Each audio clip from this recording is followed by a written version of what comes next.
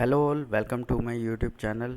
इस वीडियो में मैं आपको ये बताऊंगा कि अफोर्डेबल हाउसिंग में जब आप अप्लाई कर रहे हैं या ले रहे हैं तो किन चीज़ों का ख्याल रखना चाहिए। इसके अलावा मैं अफोर्डेबल हाउसिंग में ही फ्लैट में रेंट पे रहता हूं, तो मुझे अपना एक्सपीरियंस भी है वहां पे रहने का, तो वो भी मैं बाकी के वीडियोस में आपके साथ शेयर करूंगा। तो ये एक प्लेलिस्ट होगी, उस प्लेलिस्ट में जाके आप अफोर्डेबल हाउसिंग से रिलेटेड और वीडियो भी देख सकते हैं, जिससे आपको आइडिया लगेगा कि when you are buying it actually आप क्या ले रहे हैं और क्या आपको मिलेगा। So let's start. इस वीडियो के अंदर मैं आपको वो पॉइंट्स बताऊंगा जिसको आपको टेकन केयर करना है जब आप अफोर्डेबल हाउसिंग में जाएं, और उनको मैंने दो पार्ट में डिवाइड किया है। एक पार्ट वो है जो आपको पता है, आपको एक्सेप्ट करने भी पड़ेंगे, उसका कोई सोल्यूशन नहीं है। और दूसरा पार्ट ये है कि आप उनको थोड़ा सा केयर करें तो अवॉइड कर सकते हैं। अगर आप इन चीज़ों को फॉलो करेंगे तो आपका उस घर में क्वालिटी ऑफ स्टे बढ़ सकता है। अगर आप एंड यूज़र हैं, अगर आप इन्वेस्टर हैं, तो आपकी इन्वेस्टमेंट में कम से कम 10 to 15% डिफरेंस आ जाएगा। और अगर आप रेंट पे देना चाह रहे हैं तो ये भी डिसाइड करेगा कि आपका घर रेंट पे जल्दी जाएगा या वो घर होगा जो उस प्रोजेक्ट में लास्ट घर होंगे जो रेंट पे चढ़ेंगे। सो प्लीज़ आप इन पॉइंट्स को ध्यान से देखिए। मैं शुरू करता हूँ यूजुअल सस्पेक्ट से, जो हमें पता भी हैं और हमें टेक केयर करनी भी चाहिए। तो सबसे पहला तो है पार्किंग। ये हमें एक्सेप्ट करना ही पड़ेगा कि पार्किंग इशू है इसके अंदर। हम इसको अवॉइड भी नहीं कर सकते, इसका कोई सलूशन नहीं है। सबको पता है कि कार पार्किंग में इशू आएगा। आज में भी इशू नहीं आ रहा है क्योंकि जो ऑक्यूपेंसी है वो सिर्फ 50% ही है जो डिलीवर्ड हुए हैं प्रोजेक्ट। पर जब कल सभी लोग आ जाएंगे then it will be a issue. मैं जैसा कि ये ऑलरेडी अफोर्डेबल हाउसिंग में रहता हूँ, तो मैं आपको ये बता सकता हूँ कि जब मुझे कार पार्क करनी होती है तो how much time it will take. तो मैं ऐसा करता हूँ, मैं एक वीडियो बनाऊँगा। आप अगर अगर इस वीडियो को 1000 लाइक्स देंगे तो मैं अपने डैशबोर्ड पे कैमरा लगा के अपने कार पार्किंग का वीडियो बनाऊँगा। अगर मैं 5 बजे आता हूँ ना होता है, और अगर मैं 9 बजे आता हूँ या 10 बजे आता हूँ, तब मेरे को क्या परेशानियाँ फेस करनी पड़ती हैं, तो मैं आपको वो वीडियो दिखाऊंगा। उससे आपको थोड़ा सा अंडरस्टैंडिंग मिलेगा इस बारे में। बट ये इशू हमें एक्सेप्ट ही करना पड़ेगा, इसका कोई सोल्यूशन नहीं है। The next topic is the builder credibility. This is very very important कि इसको हमें बहुत ध्यान से लेना है, क्योंकि अब लोगों में फ्रेंजी आ गई है। कई लोग इसमें अब अप्लाई करना चाह रहे हैं पर वो समझ नहीं रहे हैं कि अफोर्डेबल हाउसिंग में भी प्रोजेक्ट डिले हो रहे हैं। जो चीज़ें पहले गुड़गांव में हैपन हुई हैं वो अब भी हो रही है। इवन रेरा आ गया है, गवर्नमेंट पूरा ध्यान दे रही है। गुड़गांव मार्केट में हमने देखा है कि at least 10 to 20% project failure rate है। अब वो इम्प्रूव होगा कि नहीं होगा, दैट वी नीड टू सी। पर ये फेलियर रेट गुड़गांव में रहा है। दूसरा, जो इसमें बिल्डर हैं वो नए ही आपको मिलेंगे, तो थोड़ा सा ये आपके लिए डिफ़िकल्ट हो जाएगा, क्योंकि जो ब्रांडेड प्लेयर हैं वो अफोर्डेबल में काम नहीं करते क्योंकि प्रॉफिट मार्जिन कम है। तो new builder definitely come here in this field to take a chance. और उन बिल्डर के लिए ये प्रॉब्लमेटिक भी नहीं है क्योंकि उनके लिए भी सेफ्टी है। क्योंकि अगर कोई नया बिल्डर आ रहा है और उसको पता है कि उसको जो भी प्रोजेक्ट में उसके जितने भी फ्लैट हैं वो सारे टाइम पे बिकेंगे कि नहीं बिकेंगे, उसको पहले दिन ही पता है जब वो मार्केट में उस प्रोजेक्ट को निकाल रहा है, और उसके बाद उसको रुपए भी सारे मिल जाते हैं। तो इसका मतलब उसको किसी बैंक से ज़्यादा इंटरेस्ट पे लोन लेने की ज़रूरत ही नहीं है। तो इसकी वजह से उसके लिए बिल्कुल सेफ प्रोजेक्ट है, और कस्टमर के लिए भी अच्छा है क्योंकि उसको लो प्राइस पे चीज़ मिल रही है और हरियाणा गवर्नमेंट की बैकिंग है। Next point is time to deliver. यह हमें एक्सेप्ट करना ही पड़ेगा कि time to deliver is 5 to 5.5 years। वो उससे पहले बिल्डर डिलीवर नहीं करेगा, क्योंकि जो सिस्टम है वो उसको इंसेंटिवाइज नहीं करता है जल्दी डिलीवर करने के लिए। क्योंकि हम ऑलरेडी जो भी पैसा है बिल्डर को 3 years में दे देते हैं, तो उसके बाद बिल्डर भी हमारी तरह ही सोचता है कि अगर वो पैसा आ चुका है और I am not using it, then put it in the bank and to get the interest on it. So ये भी थोड़ा बहुत उसके प्रॉफिट मार्जिन को बढ़ा देता है। और मैं कह रहा हूँ कि it's a good way, like government ने बिल्डर को थोड़ा सा चांस दिया है कि वो थोड़ा सा वहाँ पे रुपए निकाले, उसके लिए भी ये चीज़ प्रॉफिटेबल रहे। तो it's good for builder also. and in return we are getting a guarantee that project will be delivered. So it's a good thing only, I would say. Now next issue is the lift issue, which again we need to accept, and इसका कोई solution नहीं है, क्योंकि मैं अब 15 माले की building में रहता हूँ. अब मुझे कोई इतना ज़्यादा इशू नहीं है इस समय, पर आजकल मैं ये देख रहा हूँ कि 26 फ्लोर के जो टावर हैं वो आ रहे हैं अफोर्डेबल के अंदर, और उसमें भी 2 ही लिफ्ट हैं. तो it will be a issue. अब वो कितना बड़ा इशू होगा वो एक बार जब सब डिलीवर होगा तभी पता चलेगा, बट अभी लग रहा है ये इशू होगा. अब मैं वो पॉइंट डिस्कस करना चाहता हूँ जो कि मेजरली डिस्कस नहीं किए जाते हैं, क्योंकि जो मैंने पहले पॉइंट डिस्कस किए हैं ये तो सभी लोग डिस्कस करते ही हैं. तो पहला है डेंसिटी. डेंसिटी हमें कंसीडर करनी पड़ेगी कि बहुत ज़्यादा हाई है. 5 एकड़ में 700 to 750 फ्लैट्स होते हैं, जो कि 140 to 150 पर एकड़ की लोडिंग बनती है, जो कि टू मच है. और अभी तक हमें पता नहीं है कि सिस्टम इतनी लोडिंग के साथ कैसे काम करेगा. तो ये अभी देखना है, क्योंकि कोई भी अफोर्डेबल अभी फुली लोडेड और फुली लिविंग नहीं हुआ है. तो उसके बाद पता चलेगा कि किस तरह के इशू आते हैं. उसके अलावा अब एक और मुझे प्रॉब्लम मैं देख रहा हूँ कि अभी अभी एक प्रोजेक्ट डिलीवर मतलब अलॉटमेंट के लिए आया था, जो कि बहुत बड़ा हिट है.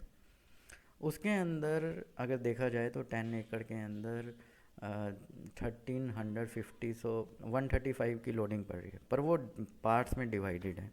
अब ये क्या हो रहा है कि जो उसका एक पार्ट है उसकी अगर डेंसिटी देखी जाए तो वो टू मच है, क्योंकि पहली बात तो उसको थोड़ी सी डेंसिटी मैं कहूँगा ऑलरेडी 155 फ्लैट पर एकड़ पड़ रही है बस उस लैंड पैच की, क्योंकि वो मेन रोड के ऊपर है तो एफआईआर ज़्यादा है उसमें.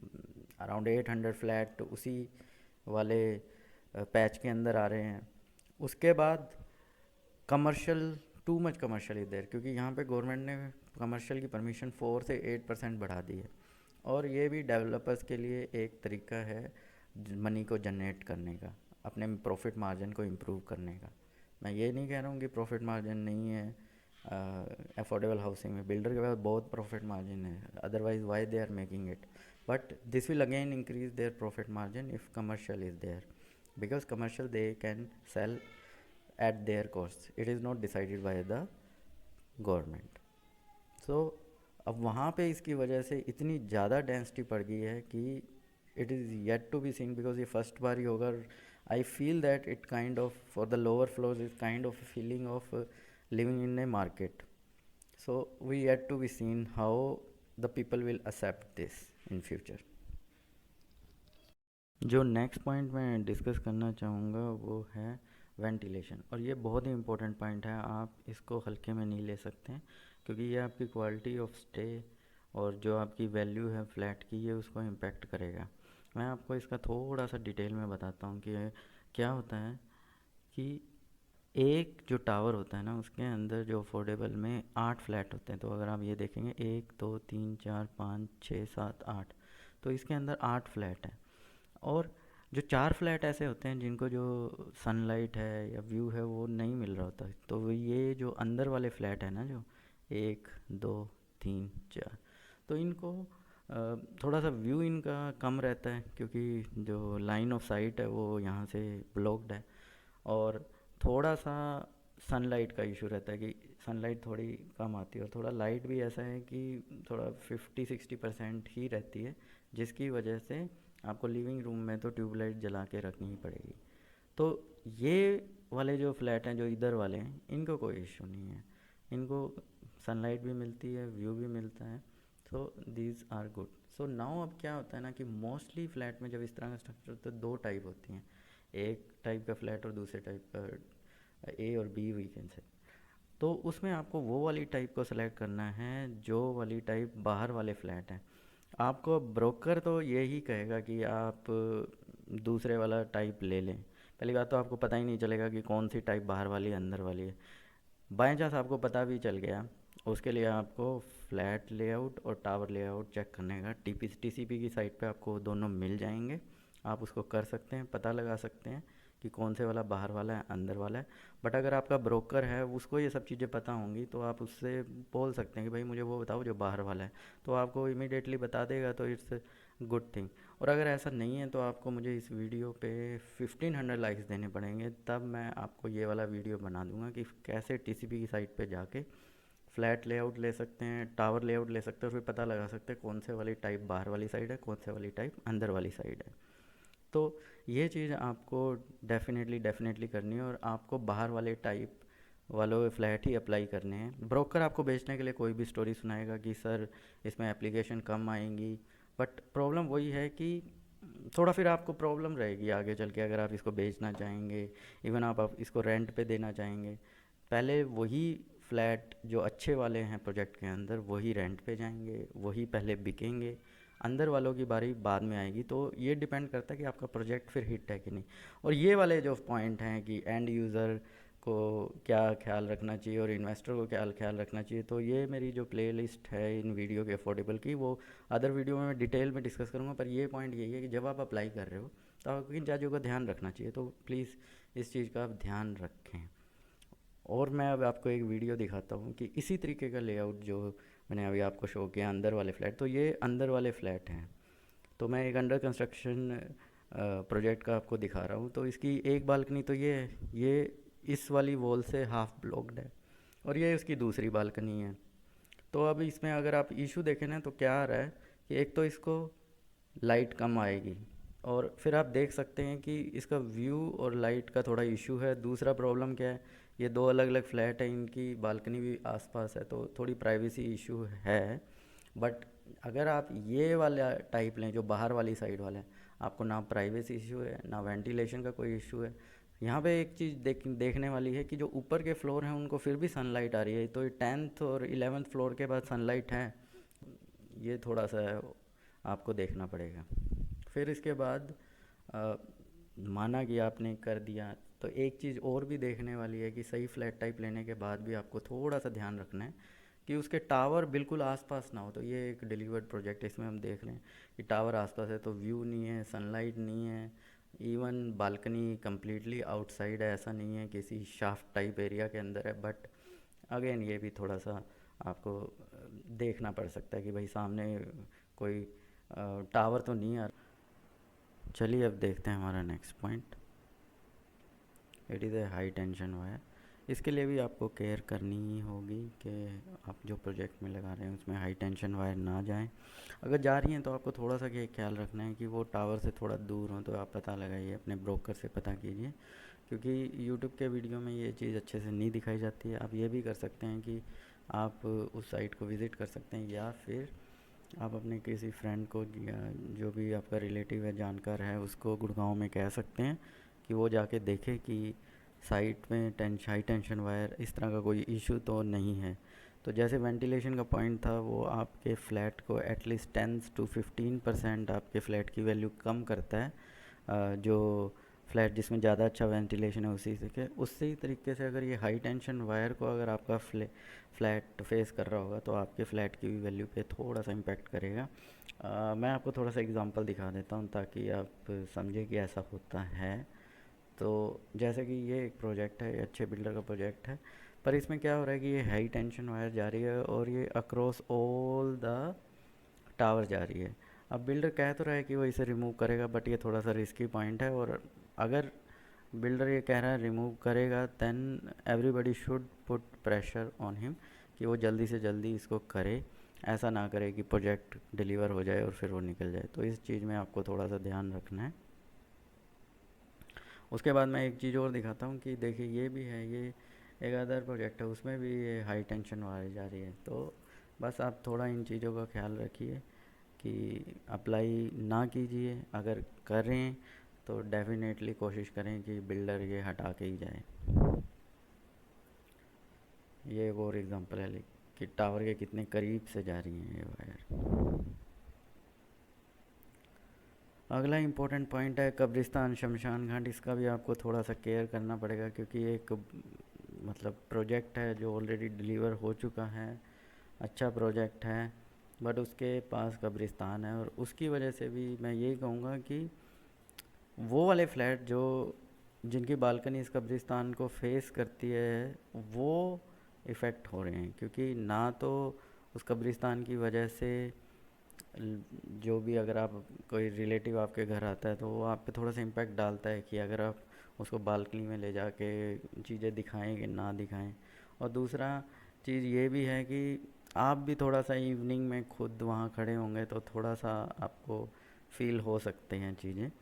तो ये पॉइंट आप कंसीडर कर भी सकते हैं, नहीं भी कर सकते हैं, डिपेंड करता है। पर आई फील कि मैं हूँगा तो मैं तो कंसीडर करूँगा कि वो वाला फ्लैट ना लूँ जो कब्रिस्तान या शमशान घाट के फेसिंग है।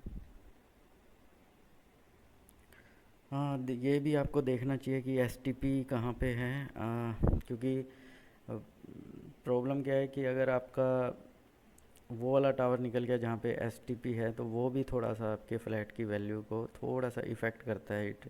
क्योंकि आप तो अप्लाई कर रहे हैं तो आपके ड्रॉ में कोई भी फ्लैट निकल सकता है, पर लेटर ऑन जब आप उसमें रहेंगे या फिर आपको उसको किसी को सेल करना है तो उस टाइम ये आपको चीज़ें थोड़ी सी देखनी पड़ेंगी। तो एसटीपी का भी एक प्रॉब्लम रहता है। फिर रेलवे लाइन इतना लगी, कुछ ऐसे प्रोजेक्ट हैं जिसमें रेलवे लाइन पास आ रही है, बट अगेन आप देख सकते हैं कि ये कितना बड़ा इफ़ेक्ट है। मेरे लिए इतना बड़ा पॉइंट नहीं है, इसको मैं इग्नोर भी कर सकता हूँ क्योंकि I like in childhood I live near to the railway line. But उस रेलवे लाइन से जो ट्रेन की फ्रिक्वेंसी थी वो थोड़ी कम थी तो इट वाज एडजस्टेबल। पर अगर आप ऐसी रेलवे लाइन के पास है जहाँ पे फ्रिक्वेंसी बहुत ज़्यादा है तो वहाँ पे आपको थोड़ा सा देखना पड़ेगा, और उस वाले केस में शायद बेटर रहेगा कि आप प्रोजेक्ट को इग्नोर भी कर सकते हैं। Then one more point is the approach road. इसको भी मैंने थोड़ा लो प्रायोरिटी दिया है। क्या होता है कि ना, जब तक आपके मेन रोड से जब तक आपका प्रोजेक्ट है उसमें 50 मीटर और 100 मीटर का रोड थोड़ा मतलब पक्का रोड नहीं होता, कच्चा रोड होता है। तो I believe if the house in which I am living that is good enough, this I can accept and I will ignore it, but just I put this point कि अगर आपको ये अप्रोच रोड आप consider करते हैं तो आपको थोड़ा सा उसका भी ध्यान रखना चाहिए प्रोजेक्ट में अप्लाई करने से पहले। नेक्स्ट रोड है, नेक्स्ट पॉइंट है रेवेन्यू रोड। ये भी आपको थोड़ा सा देखना चाहिए क्योंकि अगर आपका प्रोजेक्ट छोटा है और तब उसमें से अगर रेवेन्यू रोड जा रहा है कि means public can use that thing, तो फिर आपका प्रोजेक्ट कुछ बचता ही नहीं है। क्योंकि 4-5 एकड़ का प्रोजेक्ट और उसमें से फिर वो रोड चला जाए तो वो डिवाइड कर देता है प्रोजेक्ट को। तो इसको आप देख सकते हैं, पर अगेन ये मुझे इतना ज़्यादा इफ़ेक्ट नहीं करता, पर फिर भी मैंने पॉइंट रखा मे भी कुछ लोगों के लिए इम्पोर्टेंट हो, पर मैं इसको इतना इम्पोर्टेंट। सो ये सब पॉइंट थे जो मैं आपके साथ डिस्कस करना चाहता था कि कभी भी अगर आप अफोर्डेबल में अप्लाई कर रहे हैं तो इन सब पॉइंट्स को थोड़ा सा ध्यान रखें। तो ये अगर पॉइंट का आप ध्यान रखेंगे तो आपको अफोर्डेबल प्रोजेक्ट में मैक्सिमम वैल्यू मिलेगी। इसमें से कुछ पॉइंट ऐसे हैं जो आपको मीन्स अगर आप अप्लाई कर रहे हैं उस पर आपका कंट्रोल नहीं है, पर then no need to go into that project. क्योंकि अभी भी अगर आप टीसीपी की साइट पर जाके देखें, पर मंथ 1 और 2 अफोर्डेबल आ रहे हैं और ये आते भी रहेंगे क्योंकि गवर्नमेंट ने थोड़ा सा रेट भी इंक्रीज़ कर दिया है। तो इन सब चीज़ों से लग रहा है कि ये अफोर्डेबल आते रहेंगे, तो आप थोड़ा अच्छे प्रोजेक्ट की वेट कर सकते हैं और आप उसी में अपना बेस्ट चांस ही अप्लाई करें। तो ये ही मेरा सजेशन होगा। लेकिन अब आपको थोड़ा सा और चीज़ मैं बताना चाहूँगा कि आप कैसे इन चीज़ों को अवॉइड भी कर सकते हैं। तो इसके लिए आपको थोड़ा सा ये देखना पड़ेगा कि आप जो अफोर्डेबल प्रोजेक्ट्स हैं ना उसको एक बार विज़िट कर लीजिए, और बेटर तो है कि आप एक बार रेंट पे रह के देख लीजिए, फिर आपको समझ में आ जाएगा कि इसमें इन्वेस्ट करना चाहिए कि नहीं करना चाहिए। फिर ये है कि अगर आप किसी अफोर्डेबल में अप्लाई कर रहे हैं तो उसकी साइट को भी ज़रूर विज़िट कीजिए देखने के लिए कि हाई टेंशन वायर या कोई गवर्नमेंट का ही एसटीपी उसके पास ना हो, या फिर क्योंकि अभी एक प्रोजेक्ट जो हाईली सक्सेसफुल है उसको लोगों ने ध्यान से नहीं देखा है कि उसके पीछे गवर्नमेंट का एसटीपी बन रहा है।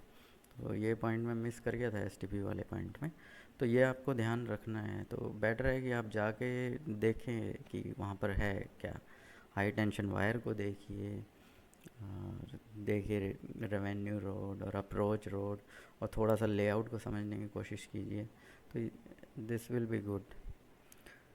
और ये लेआउट को समझेंगे, फ्लैट की टाइप को समझेंगे, तो अगर सनलाइट और व्यू और इन चीज़ों को ध्यान रख के उस वाली टाइप में अप्लाई करेंगे तो आपको 10 to 15% मोर वैल्यू आपको अपने फ्लैट से मिलेगी और मैक्सिमम रिटर्न आप उससे ले पाएंगे।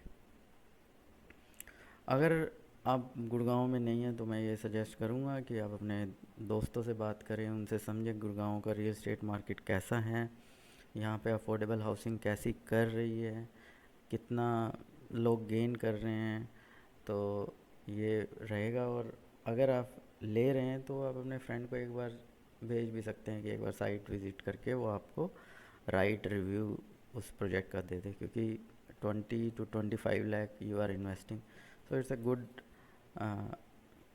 amount, and it is for 5 to 7 years, so it's better to do some due diligence before investing.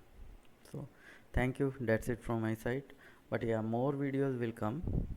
जैसा कि वीडियो के स्टार्ट में मैंने आपको बताया था कि इस सीरीज़ में मैं और वीडियो भी लाऊंगा कि इन्वेस्टर, अगर हम इन्वेस्टर हैं तो हमें अफोर्डेबल हाउसिंग में इन्वेस्ट करते हुए क्या चीज़ें देखना चाहिए, क्या उससे बेटर भी कोई एवेन्यू है जहाँ पे इन्वेस्ट किया जा सकता है, अगर एंड यूज़र है तो उसको किन चीज़ों का ख्याल रखना चाहिए, और there is a better way to get a flat for end use or maybe investor also. So all those things in coming videos I will discuss. Please see those videos also। और एक बात और मैं कहना चाहूँगा कि जैसे मैंने आपको कहा था मैं अपनी पार्किंग का वीडियो बनाऊँगा, अगर आप मुझे 1000 लाइक्स देंगे तो डोंट फॉरगेट दैट, और 1500 लाइक्स देंगे तो मैं आपको फ्लैट टाइप, कोई नया प्रोजेक्ट आएगा तो फ्लैट टाइप और टावर लेआउट में बताऊंगा कि कौन सी फ्लैट टाइप में वेंटिलेशन सनलाइट बेटर है। So don't forget that also and subscribe my channel. Thank you, bye.